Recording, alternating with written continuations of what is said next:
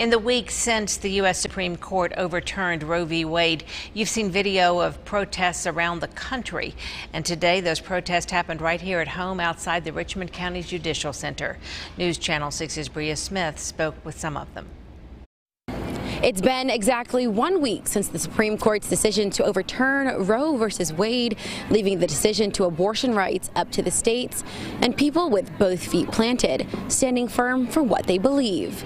People are going to die because of this, and that is not an exaggeration. I'm a nurse, and I'm fully expecting to see an influx in patients now, and this is a war on our bodies. On the steps of the Richmond County Judicial Center, people gathered, and local resident River McMahon said she won't be silenced. They want us to sit down and shut up and to be good little citizens and live with it, and I refuse.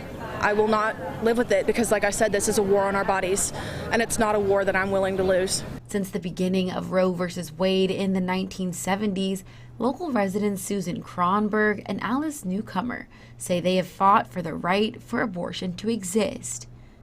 Never thinking, first of all, that it would be legal, and really never thinking that we would have to fight again for our granddaughters' rights. Now, over 50 years later, the two women continue to fight.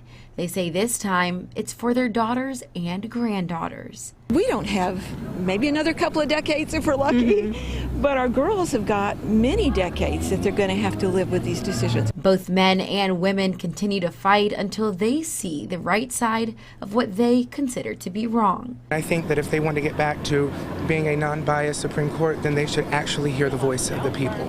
You just got to show up. You just got to show up. While one decision has already been made for them, women throughout the world and close by say their only decision is to let their voices be heard. In Augusta, Bria Smith, WJBF, News Channel 6.